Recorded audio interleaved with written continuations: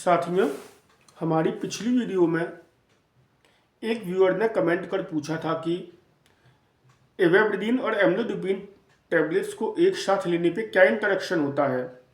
उन्होंने इस विषय पर इंटरनेट सर्च इंजन पर सर्च किया था और सर्च इंजन के रिजल्ट्स के विषय में मैं कभी बाद में डिस्कस करूंगा, लेकिन आज हम उनके प्रश्न को एड्रेस करने की कोशिश करेंगे। एवेब्रिडीन जो है वो हार्ट के साइनोएक्ट्रियल नोड में मौजूद फनी करंट को ब्लॉक कर काम करती है। यह सीधे साइनोएक्ट्रियल नोड में मौजूद फनी करंट को ब्लॉक कर देती है, जिसके परिणाम स्वरूप हृदय की साइनस रेट कम हो जाती है और हृदय की गति कम हो जाती है बिना कॉन्ट्रैक्टिलिटी को अफेक्ट किए। इस तरीके से इसे एक प्योर हार्ट रेट रिड्यूसर भी कहा जा सकता है। दूसरी ओर एम्लोडिपिन डाइहाइड्रोपिरिडिन ग्रुप की एक कैल्शियम चैनल ब्लॉकर दवा है जो पेरिफेरल स्मूथ मसल्स और सम एक्सटेंट तक हार्ट मसल्स में मौजूद ब्लड वेसल्स के कैल्शियम चैनल ब्लॉकर्स को ब्लॉक कर वेसल्स को डायलेट करती है, जिससे बीपी कम हो जाता है। लेकिन इसका एक छोटा सा साइड इफेक्ट भी होता है कि यह भी हार्ट की गति को थोड़ा सा कम कर देती है। इसके अलावा एम्लोडिपिन द्वारा लिवर में मौजूद साइटोक्रोम 3A4 नाम के एंजाइम को भी इनहिबिट कर दिया जाता है और यह एंजाइम इवेब्रिडीन के मेटाबॉलिज्म के लिए सीधे सीधे रेस्पॉन्सिबल होता है। इससे क्या होता है, एम्लोडिपिन द्वारा इस एंजाइम को इनहिबिट करने की वजह से ब्लड प्लाज्मा में इवेब्रिडीन का कंसंट्रेशन लगभग 40 से 50% तक बढ़ जाता है। और इवेब्रिडीन का कंसंट्रेशन बढ़ने का मतलब कि ज़्यादा ivabradine, it mean more blockage in the sinoatrial node of funny current, and it mean more reduce rate of the heart, that is it can cause bradycardia.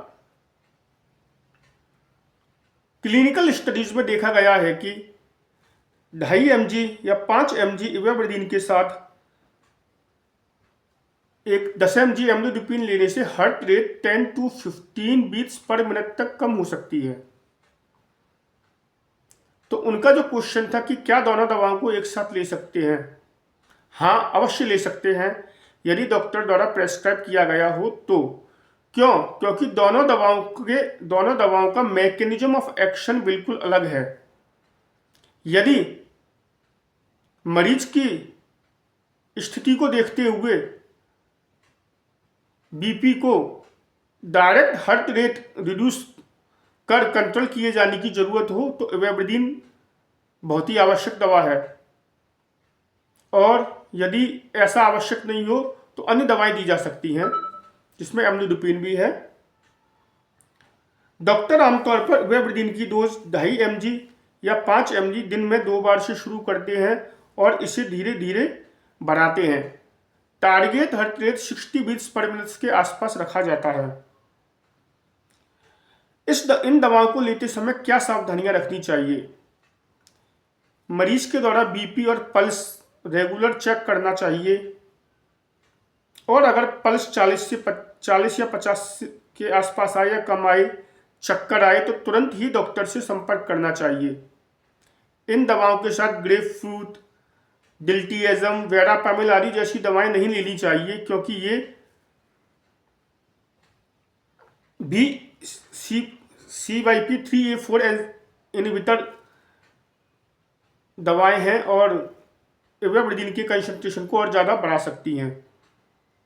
तो संक्षेप में उनके प्रश्न का उत्तर यही है कि इन दोनों के बीच क्या इंटरेक्शन होता है, जो कि मैंने समझाया है। लेकिन हमको इंटरेक्शन को नेट पे सर्च नहीं करना है, क्योंकि जब भी आप कोई दवा लेंगे कोई भी दो या दो से अधिक दवा लेंगे तो उनके बीच कुछ ना कुछ इंटरेक्शन होगा ही। हमको केवल ये देखना है कि उस इंटरेक्शन से मरीज को फायदा हो रहा है या नुकसान हो रहा है। यदि एम्लोडिपिन और इवेब्रिडीन के बीच इंटरेक्शन के कारण मरीज के हम हार्ट रेट को, बीपी को टारगेट हार्ट रेट और टारगेट बीपी के आसपास ला पा रहे हैं तो यह इंटरेक्शन हमारे लिए अच्छा है। लेकिन यदि इसकी वजह से मरीज को चक्कर आ रहे हैं, उसकी हार्ट रेट एक डेंजर रेंज में जा रही है, बीपी उसका बहुत ज़्यादा कम हो जा रहा है, डेंजर रेंज में जा रहा है, तो यह इंटरेक्शन अच्छा नहीं है। तो क्या इन दोनों दवाओं को एक साथ दिया जा सकता है या नहीं दिया जा सकता? तो मैं कहूँगा हाँ, अवश्य दिया जा सकता है, लेकिन केवल एक और केवल डॉक्टर की सलाह से, डॉक्टर द्वारा प्रेस्क्राइब किए जाने पर।